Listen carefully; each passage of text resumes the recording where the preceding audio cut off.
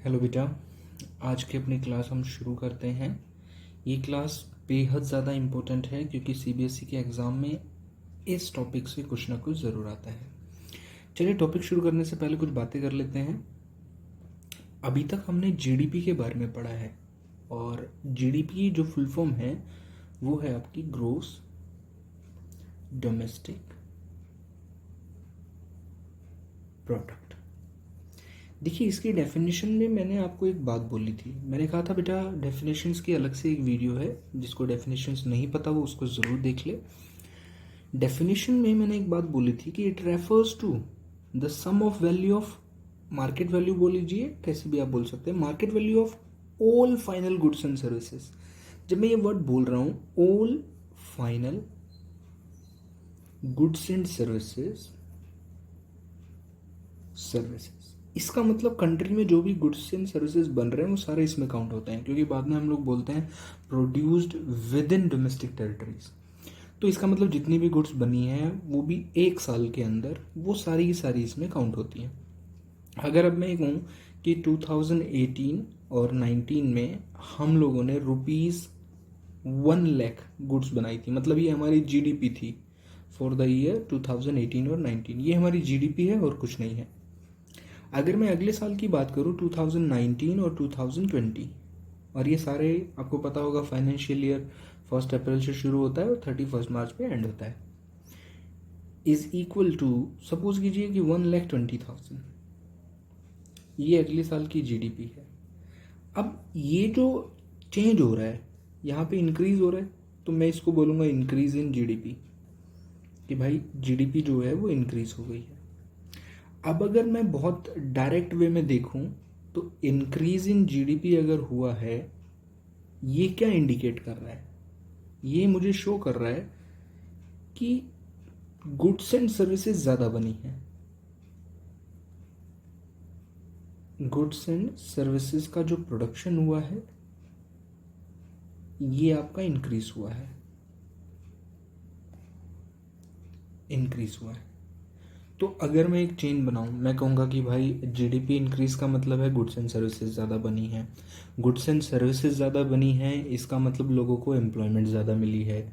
Obvious सी बात है, क्योंकि ज़्यादा गुड्स बनाओगे तो ज़्यादा लोगों की ज़रूरत पड़ेगी, तो एम्प्लॉयमेंट इंक्रीज हो जाएगी। अब एम्प्लॉयमेंट इंक्रीज हुई है तो पक्का है पॉवर्टी थोड़ी सी कम हो गई होगी। पॉवर्टी मतलब गरीबी कम हो गई होगी, भाई लोगों को काम मिल रहा है, अर्निंग हो रही है। अब पॉवर्टी कम हो गई, इसका मतलब लोगों का वेलफेयर हुआ है, उनका भला हुआ है, उनका कल्याण हुआ है। तो ये चीज़ आपको बिगिनिंग वाले पॉइंट को एंड वाले पॉइंट के साथ मैच करना है। ये वाला beginning point increase in GDP और फिर यहाँ पे इंक्रीज इन वेलफेयर। तो क्या ये चीज़ होती है हमारी सोसाइटी में कि अगर आपकी जीडीपी बढ़ जाए तो क्या वेलफेयर भी बढ़ता है? अगर ये कम हो जाए तो क्या वेलफेयर भी कम होता है? हमें ये चीज़ें चेक करनी है। हमें एक क्वेश्चन के आंसर को ढूंढना है इस वाली क्लास में, और वो क्वेश्चन ये है, is GDP is a good indicator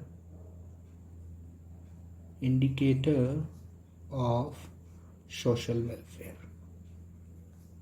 मतलब क्या है क्वेश्चन का?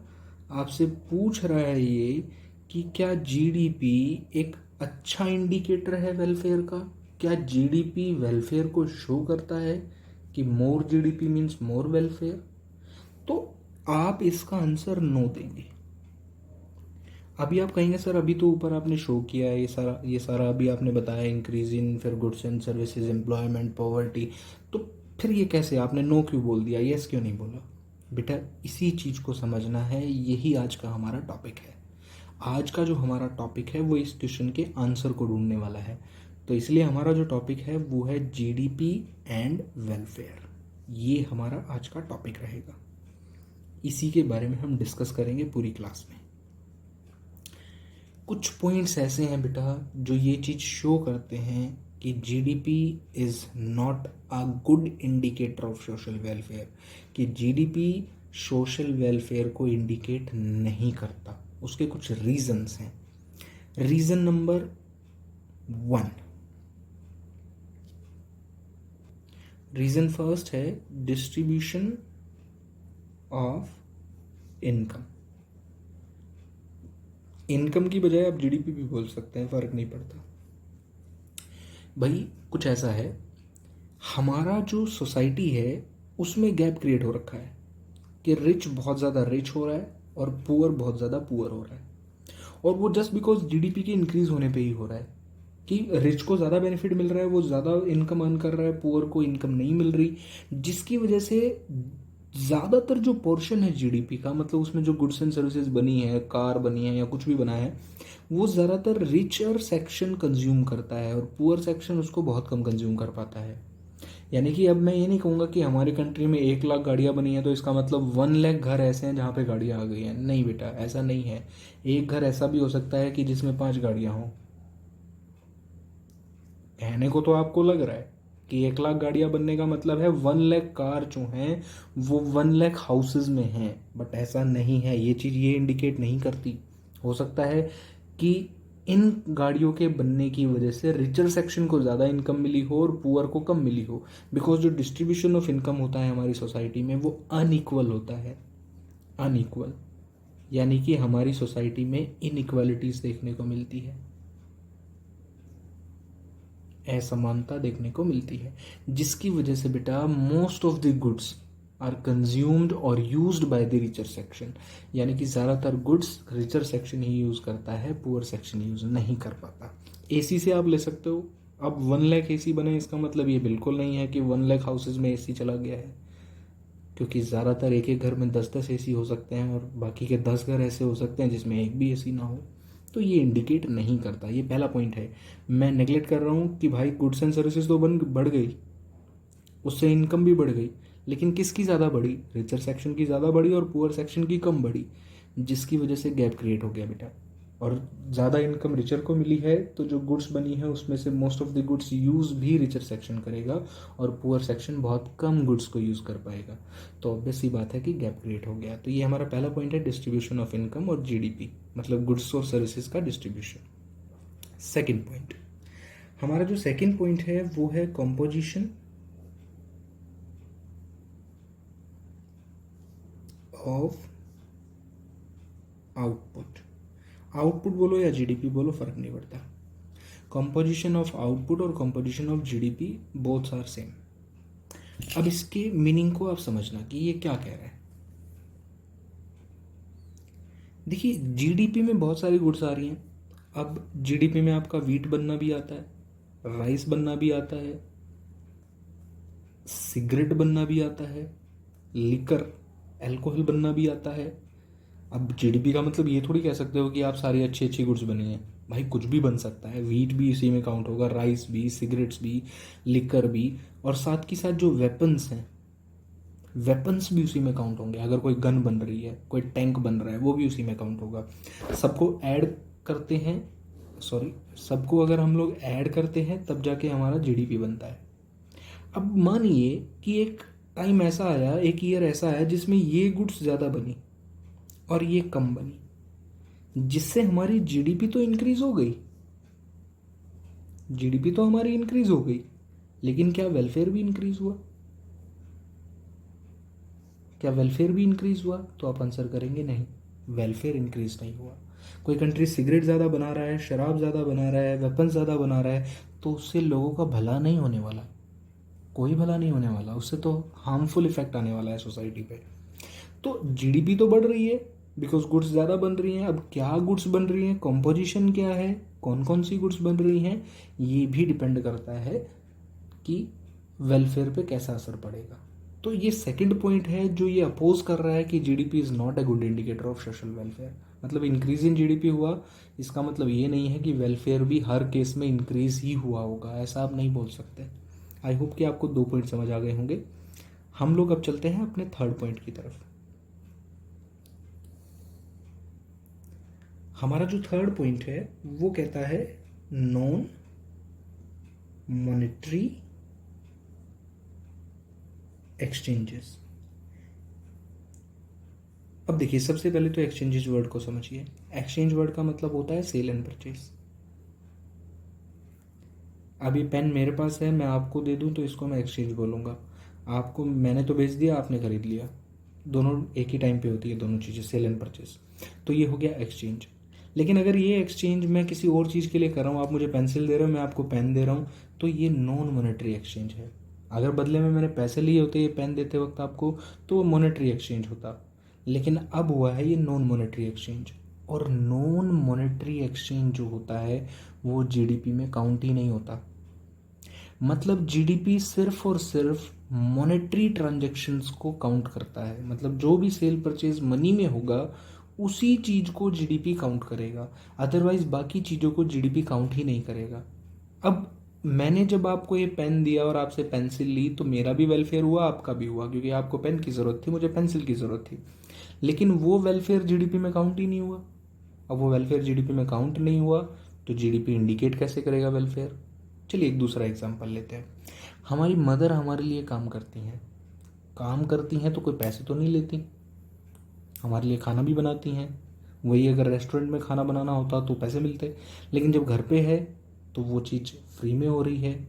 उसको हम लोग मॉनेटरी टर्म्स में मेज़र नहीं करते, और मॉनेटरी टर्म्स में मेज़र नहीं कर रहे, उससे वेलफेयर तो हो रहा है हमारा, लेकिन वो जीडीपी में काउंट नहीं हो रहा। That's why GDP is not a good indicator of social welfare. ये हमारा थर्ड पॉइंट था जो ये इंडिकेट कर रहा है कि जीडीपी एक अच्छा इंडिकेटर नहीं है सोशल वेलफेयर का। हमारा फोर्थ पॉइंट है जिसको हम बोलेंगे एक्सटर्नैलिटीज।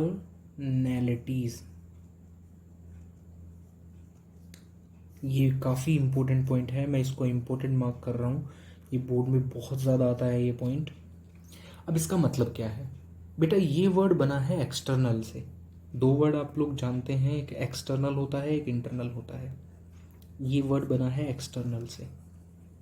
देखिए, मान लीजिए एक कंपनी है, इस कंपनी का ओनर है और इस कंपनी में बाकी एम्प्लॉय हैं जो वर्कर काम करते हैं, जिन्हें हम लोग एम्प्लॉय बोलते हैं। अब वर्कर भी बोल सकते हो, फर्क नहीं पड़ता।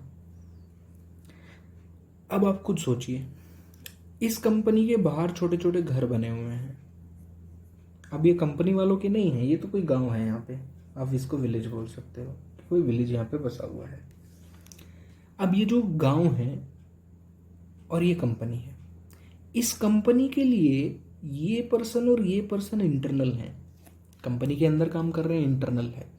लेकिन जो ये गांव वाले हैं ये इस कंपनी के बिहाफ से एक्सटर्नल हैं। तो आई होप कि आपको एक्सटर्नल का मतलब समझ आ रहा है। कंपनी का एग्जांपल मैंने क्यों लिया? क्योंकि जीडीपी में गुड्स एंड सर्विसेज काउंट होती हैं, और गुड्स एंड सर्विसेज तो भाई बिजनेस में बनती हैं, तो उसके लिए बिजनेस का ही एग्जांपल लेना पड़ेगा, इसलिए मुझे कुछ किसी कंपनी का एग्जांपल लेना पड़ा। सपोज कोई कंपनी है, उसमें ओनर भी है और एम्प्लॉय भी है, तो ओनर और एम्प्लॉय दोनों इंटरनल हैं क्योंकि कंपनी के अंदर के पार्ट हैं। लेकिन उसके आसपास जो गांव है वो सारा एक्सटर्नल है, उसका इस कंपनी से कोई लेना देना नहीं है, वो सारा एक्सटर्नल है। कंपनी अपना प्रॉफिट भी इनको नहीं देती, ओनर को प्रॉफिट मिलता है और इनको सैलरी मिलती है, लेकिन इनको कुछ नहीं मिलता। अब देखिए, जो ये बिजनेस है इसका जो इम्पैक्ट है, मतलब ये जितनी भी काम करेगा, ये जितनी भी एक्टिविटीज करेगा, जितनी भी ये एक्टिविटीज करेगा, उसका इम्पैक्ट आएगा विलेजेस पे। कैसे आएगा? सपोज ये इंडस्ट्री बहुत ज़्यादा पोल्यूशन कर रही है, तो पोल्यूशन कर रही है तो ऑब्वियस सी बात है कि वो जो धुआं निकलेगा वो इनके ऊपर भी असर डालेगा नेगेटिव। आप कहेंगे सर ओनर पे भी तो डालेगा, बिल्कुल डालेगा, एम्प्लॉयज़ पे भी डालेगा और इन पे भी डालेगा। लेकिन बेटा एम्प्लॉयज़ को तो सैलरी मिल रही है ना, उनको लॉस हो रहा है पोल्यूशन से लेकिन बदले में सैलरी तो मिल रही है। ओनर को भी लॉस हो रहा है लेकिन बदले में प्रॉफिट तो मिल रहा है। ये ऐसे लोग हैं जो इसमें पार्टिसिपेट भी नहीं कर रहे फिर भी लॉस सफ़र कर रहे हैं। इनको हो सकता है कि इस पोल्यूशन की वजह से कोई डिसीज हो जाए। तो आप खुद सोचिए कि जीडीपी में इन दोनों की जो अर्निंग्स हैं वो तो काउंट होती हैं, लेकिन इनको जो लॉस हो रहा है वो काउंट नहीं होता। That's why GDP is not a good indicator of social welfare. अब एक पॉजिटिव एग्जांपल भी आप ले सकते हो, तो नेगेटिव था। अगर मैं कहूँ कि इन्होंने ना यहाँ साथ में एक गार्डन बना रखा है, यहाँ पे इसमें बहुत पीपल के पेड़ लगा रखे हैं। अब आपको पता है पीपल का पेड़ तो 24/7 जो है वो ऑक्सीजन रिलीज करता है और CO2 जो है वो लेता है। तो इस केस में जो ये एयर को फ्रेश कर रहा है, ये यहाँ पे जो ये गार्डन है, ये जो एयर को फ्रेश करेगा, क्या इसका बेनिफिट इन दोनों को मिलेगा? इनको नहीं मिलेगा, इनको भी मिलेगा बेटा, क्योंकि एयर को आप रोक नहीं सकते, एयर फ्लो जो है उसको आप नहीं रोक सकते। तो यहाँ से जो ऑक्सीजन रिलीज हो रही है, फ्रेश ऑक्सीजन, वो इनको भी मिलेगी। लेकिन ये पैसे तो नहीं दे रहे भाई, उन्होंने तो पैसे लगाए हैं इसमें, लेकिन इन्होंने तो पैसे नहीं लगाए। ये पॉजिटिव एग्जाम्पल है बेटा कि एक्सटर्नल्स के ऊपर एक बिजनेस का पॉजिटिव और नेगेटिव इफेक्ट पड़ता है, लेकिन ये इफेक्ट जीडीपी में काउंट नहीं होता। इनको जो बेनिफिट मिल रहा है वो जीडीपी में काउंट नहीं होता। यही है बेटा एक्सटर्नलिटीज। एक्सटर्नलिटीज का मतलब होता है positive, positive means benefit, and negative, negative मतलब हार्म।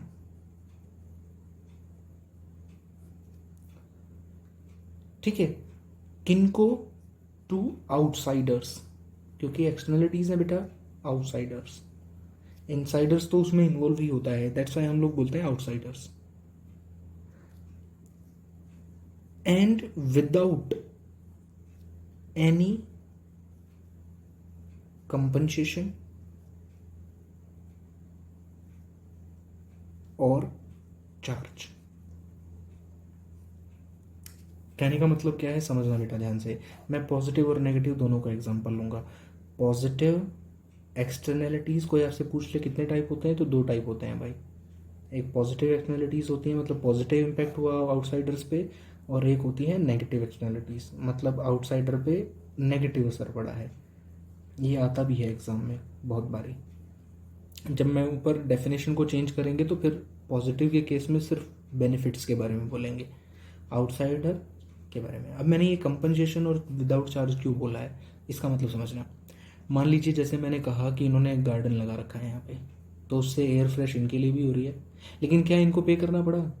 इनको कुछ भी पे नहीं करना पड़ा, मतलब इन पे कोई चार्ज नहीं लगा।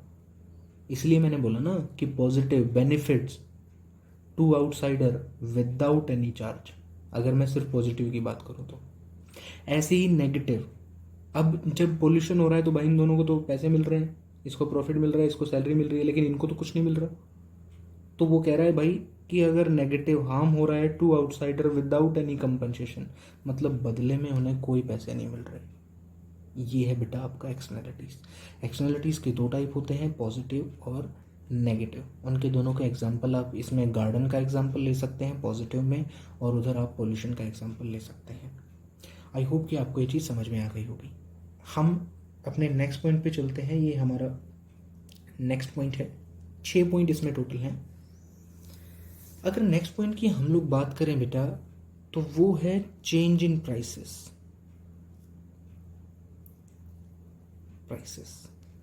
मैं स्पेशली इंक्रीज भी बोल सकता हूँ, चेंज की बजाय आप इंक्रीज भी बोल सकते हो। कई बार जीडीपी बेटा प्राइसेस के इंक्रीज होने की वजह से बढ़ जाती है। ये पेन पिछले साल 4 रुपए का था, बनाए 1000 ही थे, तो जीडीपी में काउंट हुआ 4000। मल्टीप्लाई कर लेते हैं दोनों को। लेकिन इस साल ये पेन 5 रुपए का हो गया, बनाए इस साल भी 1000 ही है, तो 5000। तो लगेगा यार 1000 जीडीपी इंक्रीज होगी, लेकिन प्रोडक्शन तो उतना ही है ना बेटा, प्रोडक्शन तो ज़्यादा नहीं हुआ ना। इसका मतलब वेलफेयर तो उतना ही रहा, जीडीपी बढ़ गई। That's why GDP is not a good indicator of social welfare. I hope कि ऊपर वाला आपको समझ आ गया होगा कि ये पॉजिटिव और नेगेटिव इफेक्ट जो है बेटा, जीडीपी में काउंट नहीं होते, जो आउटसाइडर पे पड़ता है, इसलिए बोलते हैं GDP is not a good indicator. Last and final 6 point है हमारा। लास्ट पॉइंट है 6th, जिसमें हम बोलेंगे पॉपुलेशन ग्रोथ। इसको मैं एक एग्जांपल से आपको समझाऊंगा बेटा, आप एक छोटे से एग्जांपल से समझना। अगर मैं कहूं मेरे पास 10 चॉकलेट्स हैं और मेरे कमरे में 5 लोग हैं, ये मेंबर हैं, एक इंसान के हिस्से में कितनी चॉकलेट्स आएंगी? 2। मैंने कहा मेरी चॉकलेट्स बढ़ गई भाई, और हो गई 12, और जो मेंबर हैं वो भी बढ़ गए और हो गए 12। अब कितनी आएंगी एक के हिस्से में? एक। चॉकलेट्स का बढ़ना मतलब जीडीपी का बढ़ना, और नीचे ये मेंबर्स का बढ़ना मतलब पॉपुलेशन का बढ़ना। ये पॉपुलेशन का इंक्रीज होना शो कर रहा है, और ये शो कर रहा है आपका जीडीपी का इंक्रीज होना, चॉकलेट्स का बढ़ना। अब खुद समझो बेटा, अगर किसी केस में जीडीपी में इंक्रीज कम हो और पॉपुलेशन में इंक्रीज ज़्यादा हो जाए, मतलब नंबर ऑफ पर्सन जो कंज्यूमर हैं वो ज़्यादा बढ़ जाए और गुड्स कम बढ़े, तो ऑब्वियस सी बात है कि एक पर्सन के लिए गुड्स की अवेलेबिलिटी कम हो जाएगी। मतलब एक पर्सन के लिए गुड्स पहले के कंपैरिजन में कम हो जाएंगी। ये चीज़ आपको ध्यान से समझनी है। इसको बोलेंगे पॉपुलेशन ग्रोथ। कि अगर increase in population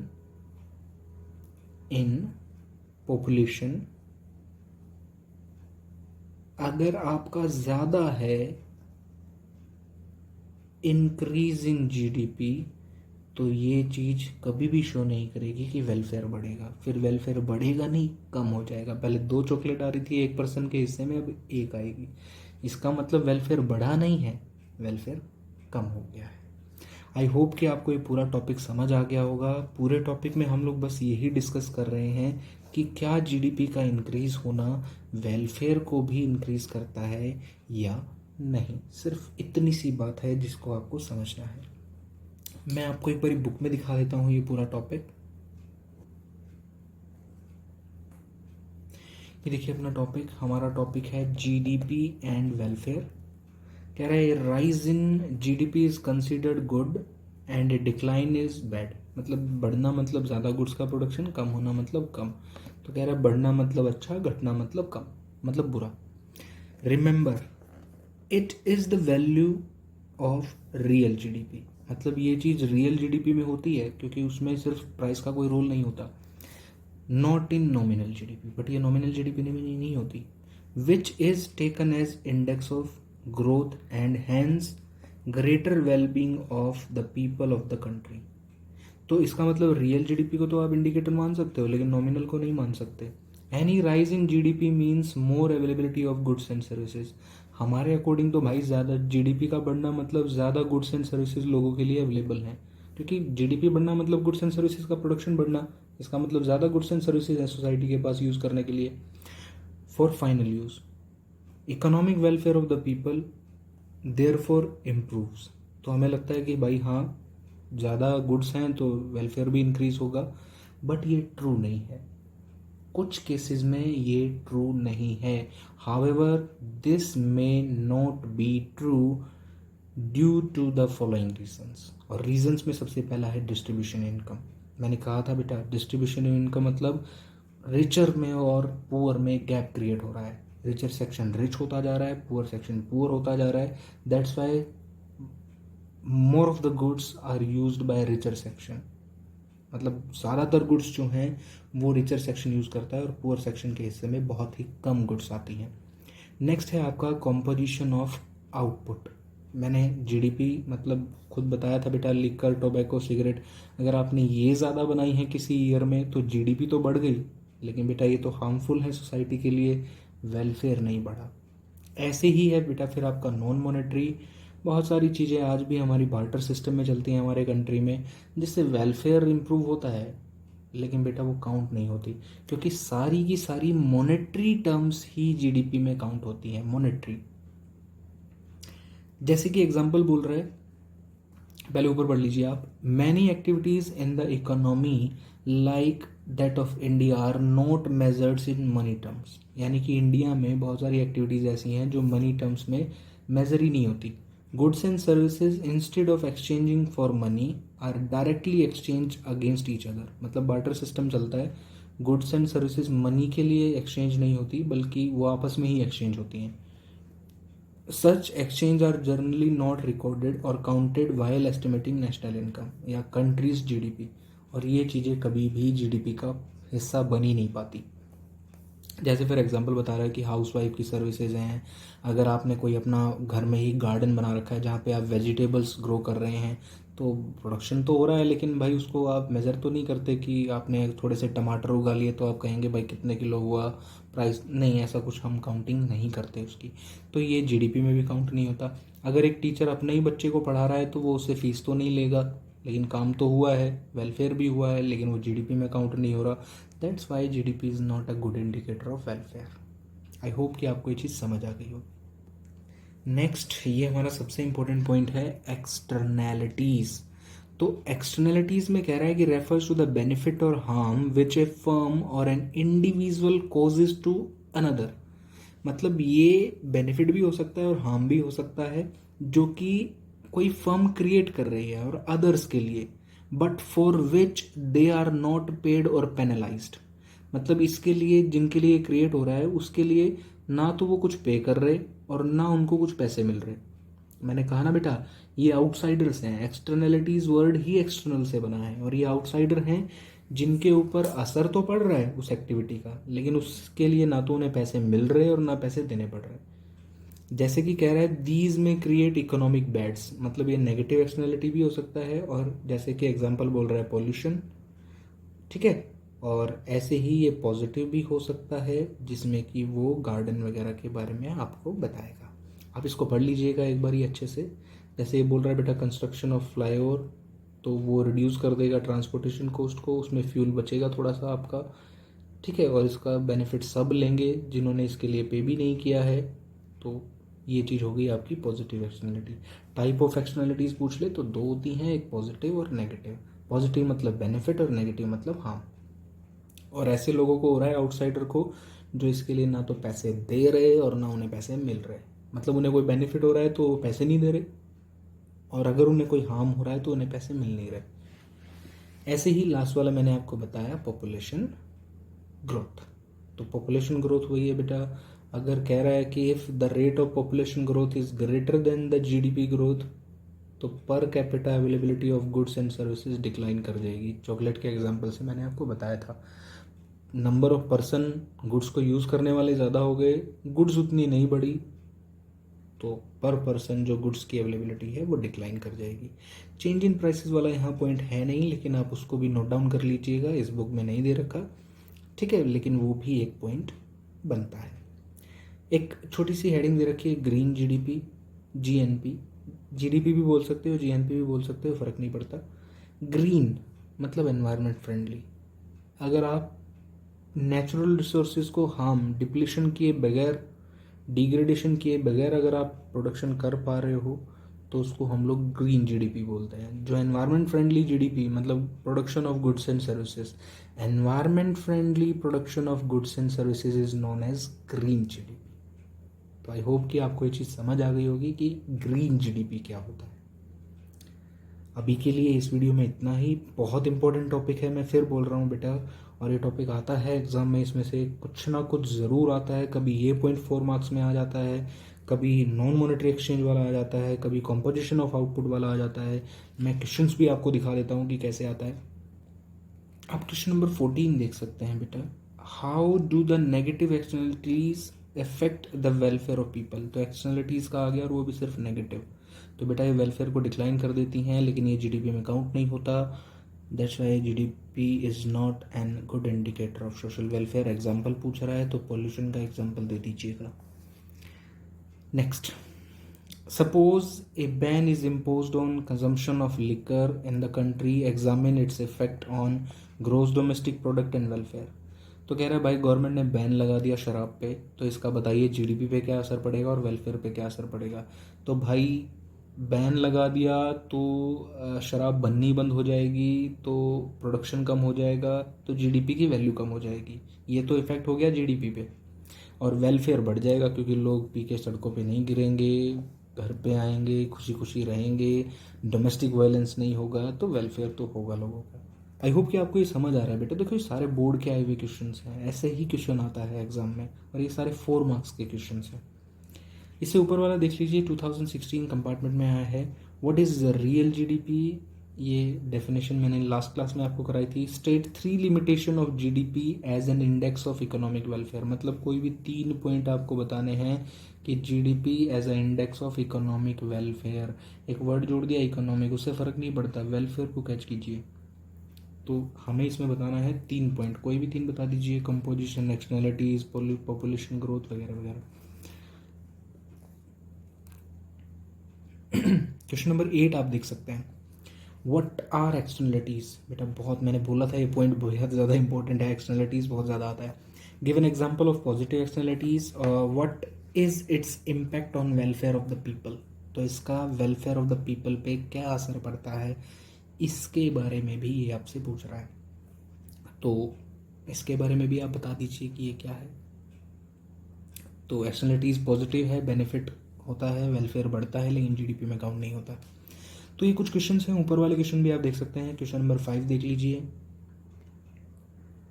question number अगर 5 हम देखें तो explain how non monetary exchange are limitation in, तो नॉन मॉनेटरी एक्सचेंज सिर्फ एक पॉइंट पूछ रहा है, एक्सप्लेन कर दीजिए। हाउ एक्सटर्नलिटीज फिर वही पूछ रहा है। क्वेश्चन नंबर अगर 4 पे चलेंगे तो आप देख सकते हैं distribution of goods and distribution of GDP मतलब गुड्स एंड सर्विसेज। तो सेकंड पॉइंट पूछ रहा है जिसमें आपका फर्स्ट पॉइंट पूछ रहा है डिस्ट्रीब्यूशन ऑफ इनकम या जीडीपी। बात एक है, रिचर मोर रिच, पुअर मोर पुअर, गैप क्रिएट हो रहा है, रिचर ज़्यादा यूज़ कर रहा है गुड्स को, पुअर कम कर रहा है, प्रॉब्लम है। आई होप कि आपको समझ आ गया होगा। देखिए ये चीज़ें करनी बेहद ज़्यादा ज़रूरी हैं। आपने क्वेश्चंस कर लिए हैं, 6 मार्क्स में भी आते हैं क्वेश्चंस। सो अभी के लिए क्लास बहुत बड़ी हो गई है। So thanks for watching.